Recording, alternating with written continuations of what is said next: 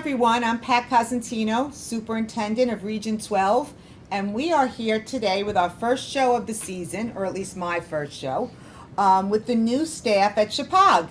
So welcome to our show, and I hope that you enjoy hearing about our 4 educators and you watch often. I'm going to have the educators introduce themselves and tell you what they teach. We'll start with you, Karen.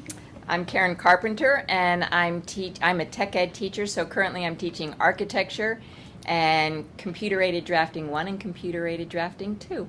Excellent.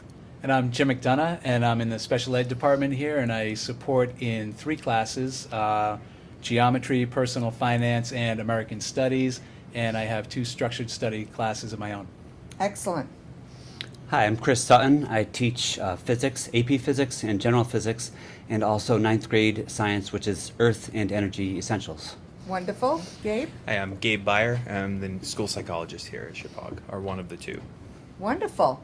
So we have 4 interesting people here because you all teach very different curriculums. So I want to talk about them because some of the classes that you mentioned may be a little unfamiliar to some of our audience members. I'm going to start with you, Gabe, because most people have heard about a school psychologist. Just tell everybody the kinds of things you do.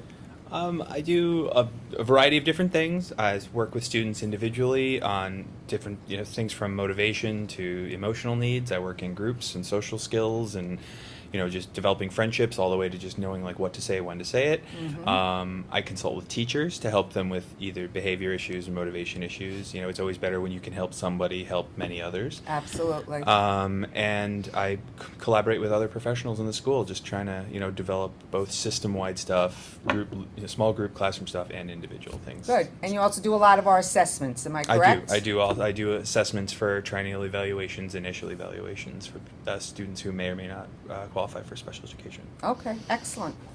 Okay, next, our AP physics teacher. Tell everybody how you came here, Chris. Well, it's a good story. Yeah. This summer, my family was invited to the Shepaug fireworks, and we live in Southbury. I had barely even heard of Shepaug Valley School, and so somebody gave us tickets to the fireworks, and we just drove up to the campus. And just driving up here, I thought, this place is beautiful. And I'd walked around the pond, and I told my wife, I wish I could work at a school like this, or maybe even this school. And then when I went home that evening, I just happened to go online and see that you had a physics opening, and that just opened the doors for me. I was so happy. And then I interviewed and got the job, and I'm so happy to be here. Absolutely. We're thrilled to have you. So tell everyone a little bit about your experience, because I know you've been teaching physics for a long time, and what the curriculum's like in physics. Well, experience-wise, I've taught at science at Danbury High School for 17 years, and I taught physics for most of those years, and AP physics for about 10 of those years. Okay. So I'm bringing all that experience to Shepaug. And what was the second part? Well, the curriculum, just talk a little bit, what is physics for the average person who just wants to know what the curriculum is like? So basically, in physics, we try to understand patterns in the universe and through mathematics. Mm-hmm. That's like the short answer. Sure. And we do everything from the acceleration due to gravity to thermodynamics to modern physics, and even a little bit of relativity and quantum mechanics thrown in there. So it's Sure. quite a spectrum. Absolutely. Good. Do students enjoy physics for the most part? From what I've heard, they enjoy it. I think kids in general are a little bit like, there's sort of this aura that, physics is scary. Sure. I don't want to do that. But I'm trying to change that perception at Shepaug and get more kids involved. We don't have a lot of kids taking physics this year, but it's my hope that in future years those numbers will grow. Absolutely. Absolutely. We agree. Okay, Jim, talk about some of the classes that you teach. Well, I collaborate in 3 different classes, so I'm sort of all over the place, which I love. I start my day out with American Studies, which is a combination of English and social studies put together. And right now we're looking at the 1800s and transcendentalists and looking at what was going on in the Civil War and how people were writing about it. So it's kind of a neat way to combine English and social studies. And then I go to geometry, and I love geometry. I mean, it's just a skill and a science, a math that, you know, you can use. I try to tell guys, especially in the class, well, anybody, but this is the math that you will use. You know, if Absolutely. you're tiling I your agree. bathroom, if you're framing a house, it's all geometry. You know, right now we're getting into logic and reasoning, and kids are wondering where the math is, but it is all math. It's different ways of Absolutely. thinking. And then I also work in personal finance class, which is all about the math that folks need out in the real world. And when I tell people what I'm doing in that class, they say, boy, I wish we had a class like that when I was in, you know, in high school, to learn how to invest money or you know, calculate commissions and things like that. Right. Compare job offers. It's pretty important. And then I also have 2 structured studies that I sort of support students who come in with IEPs, because they're special ed students, and look at their goals and objectives on the IEPs and try to work towards those with the assignments that they have out in the mainstream classes. So Tell everybody what an IEP is. it's an individualized education program. So any student who's been referred for special education has a document called an IEP, and it outlines the goals and objectives that we're going to be working with that student to achieve by the time they graduate. Good. Now, tell us about your experience, because you have some interesting experience too. Weren't you involved in Outward Bound? Yeah, I was an Outward Bound educator for about 15 years, and I actually ran 2 Outward Bound schools. And Outward Bound is it's an experiential, it's a wilderness education. We took folks anywhere from high school to senior citizens out into the woods, or sailing, in my case, on pretty rough open sailboats, for anywhere from 8 days to 3 weeks. Wow. And the goal was, you know, you took away everything. You took away cell phones, you took away, you know, all the trappings of technology, and taught folks how to sail, how to navigate, how to cook for themselves, how to forage on islands and things like that. And in the end, it's like any real good education program, is that you started very hands-on as a teacher, but by the end, by final expedition, the students were actually running the whole boat by themselves and making all the choices and making the decisions and suffering the consequences for the bad ones. So that's a lot of what I did before I got into actually teaching in a real school. Sure. But I still bring all those experiences and attitudes of education from Outward Bound into the classroom and try to make it as real as possible, as authentic as it can be. That's wonderful. That's wonderful. Well, Karen, I'm very happy you're with us, because I think not only do you teach very diverse classes, you're also an excellent role model for our young girls. Because I think when we hear about some of the classes you teach, you kind of think mostly men teach those classes. But talk about what you do. Well, actually, when I was 14 years old in Wilton High School, Connecticut, I decided to take the drafting class because I knew I'd be the only girl in there, and yes, I was. Okay. And then I found out I actually liked doing it, and Okay. so I started working in the architectural field. I started in an office at the age of 14, and I've been doing it now for 42 years. Wow. 25 years ago, I became a licensed architect. I went to McGill University and became licensed as an architect. I did a civil engineering and an architecture program at McGill in Montreal. And after that, I went out to Utah, where I worked for the Utah State Historical Society, and I got into preservation, and I still do a lot of preservation work today. But in the interim, I raised 5 kids, and I have 4 of them that have gone off to college, and I have 1 more I'm about to send off to college. And so I've been working with kids and doing architecture and engineering for the last 29 years, and I decided it was time for me to take my talents and pay them forward. I had wonderful mentors when I was growing up, and I wanted to mentor some kids. So I went through this past winter the ARC program, which is the alternate route to certification put on by the Connecticut Office of Higher Education, and I was able to get certified, get a 90-day temporary certification. So then I came for my first job interview, and it happened to be here. First job interview in 35 years. I thought, well, what the heck, I'll just give it a try. And I was offered the job on the spot, and could have blown me over with a feather. And so I'm here just, I started this year, and so I'm loving being with the students and teaching them about architecture, and particularly the women, I tell them they have an advantage because women and men use their homes in different ways. So I'm teaching them about architecture, but I'm also teaching them how to draw. We're starting off with mechanical drawing, and then next week I hope to go over and teaching them how to draw on the computer. Okay. And so it's like opening a whole door to them, and whether they just use it to design their own home ultimately, or whether they go into a field where they're doing engineering of some sort and they know how to do drafting and drawing and use a computer, these skills will be really helpful to them, I believe. Absolutely. That's wonderful. That is really wonderful. And it offers our students more opportunities, which is what it's all about. So most of you have been here for at least a solid week. I think we're in our 4th week of school. Tell us what you like about Shepaug, what surprises you about Shepaug, anything you want to talk about Shepaug. Why don't, Chris, you start? Compare it to Danbury High School, because they must be like opposite ends of the spectrum. They are. Danbury's the largest high school in the state, or back and forth between the first and second largest.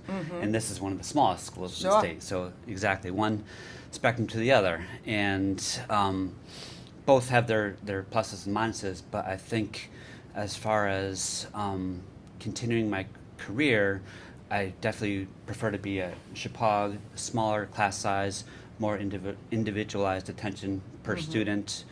And the commute is a lot closer for me. It's 15 minutes.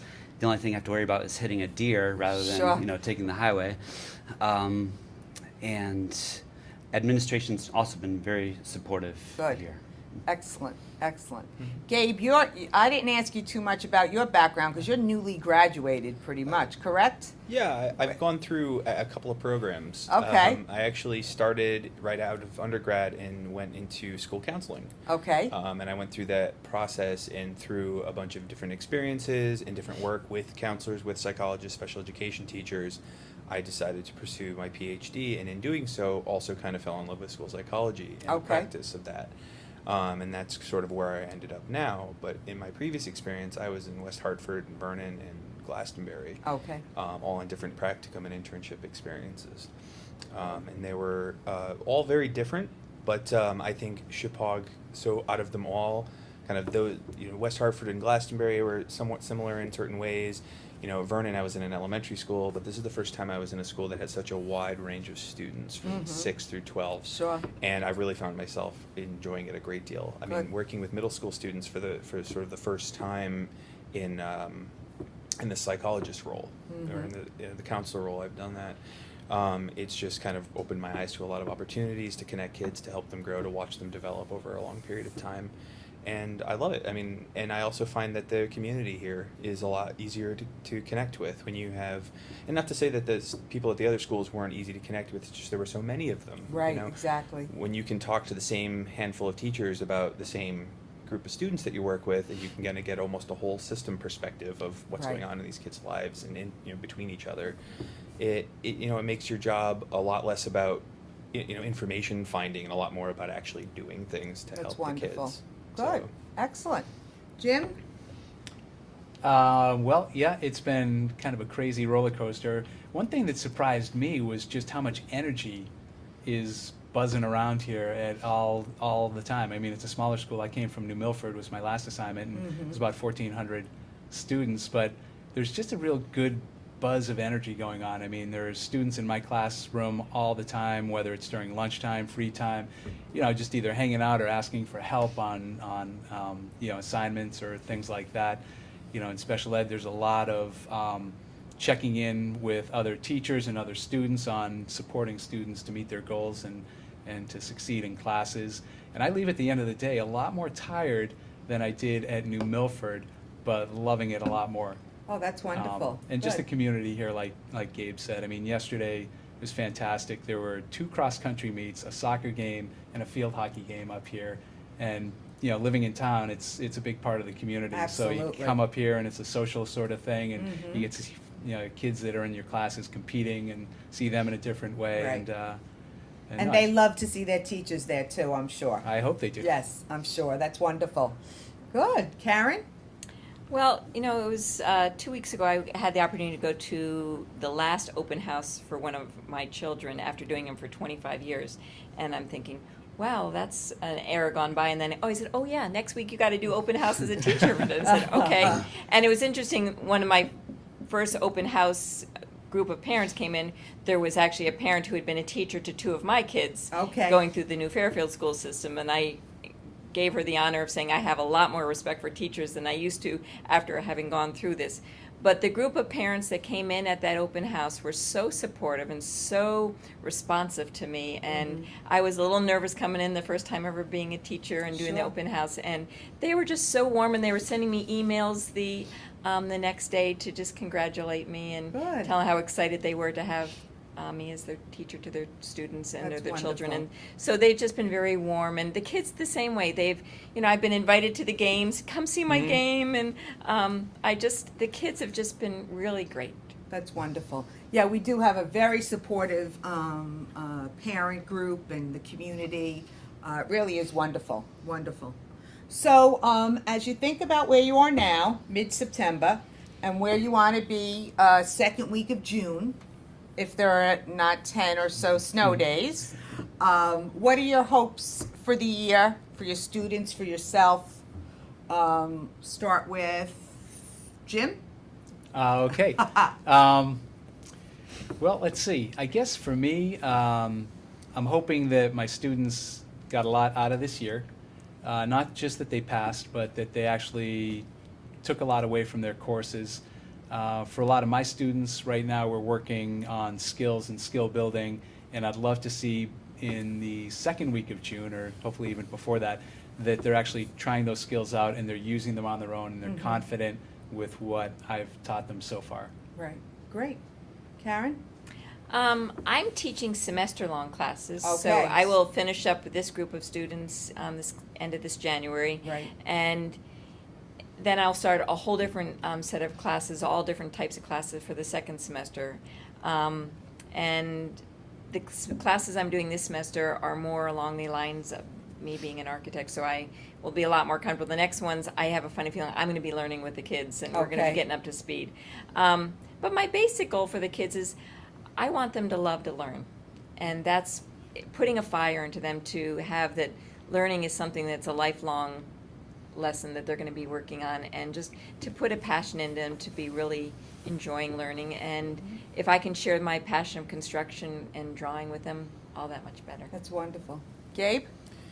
I think that a lot of the students that I've been working with thus far, one-on-one or in groups, they all have sort of different needs developmentally, socially, emotionally, and academically. I am there too to support them. They come in, they tell me about some of the things that are going on in their classes, and I kind of direct them to where they need to go, or help them kind of feel confident to advocate for themselves. But I definitely think that one of my major goals, just as a psychologist in general, when working with kids, is kind of helping them take that agency upon themselves. Because I have a lot of students now who come to me and like, I have a problem, and do you have a solution for it? And I'm like, I do, and my solution really is kind of helping guide you to the solution. Right. Helping and I I can think of more than I can count on my hands right now of students who have, who kind of already taken an idea of like, so I can do this thing, I can walk this, this path and figure out what it is that I want to ask, what questions are good at questions to ask. And I think that's what by the end of the year, I want to see some maturation, some growth, and and see them, all of a sudden I find out, wait, you went and solved this entire problem all by yourself that you would have been in my office 3 or 4 times this week trying to solve, at this point in the year. And because, that's just it's a real tangible kind of way to see the interaction between me and my students. Right. So. But yeah, we have to teach all our students to advocate for themselves and to solve their problems and to try to be independent. And that's what high school's about. Great. Yeah, and the different age groups have different kinds of concerns. Some are they're really comfortable asking or sort of speaking out when they have a concern in a class to sort of that may or may not feel like it's going against like the wave. Okay. I know, and I have some high school students who may or may not understand, what it is that they want to do, so they don't have a direction, but they don't really know what questions to ask to find that direction. Sure. And that's Okay. so far so good. Chris? I love it when my students start thinking in terms of physics and bringing it out into the real world. Okay. I've had students come to me and say, I was driving and I was coming to a stop, and I was thinking about the physics, what forces involved, what's the mass of the car, and I'm like, yes, that's great. That's Yeah. what I want you to do is Good. bring it to the real world. Next month, I'm taking my AP Physics class to the Yale Physics Olympics. There's going to be about 50 schools from around the state attending that. So I Oh, wonderful. hope to put in a good showing there. And then, of course, they'll be taking the AP test come May, and I expect they'll all pass, Right. and maybe even pass with high grades. Sure. For my freshman classes, I hope that they succeed in their Earth and Energy Essentials class and bring those skills to the CAPT test, which they'll be taking either this year or next year, Right, depending on right. 9th or 10th grade. And then also that I can instill in them a love for science, and that they don't stop taking science after junior year, but they continue with physics or some other science as a Sure. senior. Sure. That's wonderful. So before we wrap up, why don't you tell people out there something about yourself? Whether about your family, what you like to do on the weekends, some hobbies, that kind of stuff. Gabe? Well, my hobby right now is photography. That's something Oh. I picked up. I kind of spur of the moment decided to go out and just buy a really nice camera, and I'm looking into taking courses now that I live within a bike distance of the community college in Waterbury. And Okay. and I thought it's an artistic medium that doesn't necessarily require really fine motor control, which isn't Okay. one of my strong points. But and it allows me to express myself, and it's been a great experience so far. I've just been able to go out and even just taking pictures of like the grass, but doing it in ways where you really fine tune the camera or change the depth of field. So I guess getting out of my school shoes, I think, I've been in school, I've been kind of square, I've been kind of cloistered, studying, writing papers, doing all that stuff, and getting out and actually spending free time kind of growing personally. Good. Wonderful. So That's wonderful. Chris? I love spending time with my family and traveling. As far as hobbies, there's two things. One is I've played the saxophone for a long time, and I play in a saxophone quartet called Sax Fifth Avenue. Check us out. Nice. And also in the past few years, I've really become involved in tennis, and I run a tennis league in Southbury, and that's been a lot of fun, keeping me active, and I hope to get involved in some way with the tennis team in the spring. Oh, that's wonderful. Excellent. When I'm not in school, I'm usually doing something active, running or biking or hiking around town here, or splitting wood, or doing a lot of yard maintenance with tractors and Okay. chainsaws. Oh, wow. And I have a 6-month-old puppy named Spinach that Spinach, keeps I us like on our that. toes. That's nice. What kind of puppy? Well, she was a rescue. Okay. So the only thing we know is she was a lab German Shepherd mix. We don't know anything else about her, and Okay. she keeps showing us different possibilities. Yeah. But she's great. That's wonderful. Karen? Last year I bought the oldest house in New Fairfield, which was built in Ooh. 1739. Wow. And I restored that. They were going to tear it down, and again with my preservation love, restored that. And then this past weekend I bought the barn that goes with it. So I started this weekend on renovating the barn. I'm putting new siding and windows and doors and restoring the barn. Wow. And then in my free time I also do triathlons, so I train for doing triathlons. Wow. Some of us on this table are very active. That's amazing. That's great. Everybody, you guys are really an excellent group of educators. So I'm thrilled that you're here. It's wonderful to have you. I hope you're here for many, many years.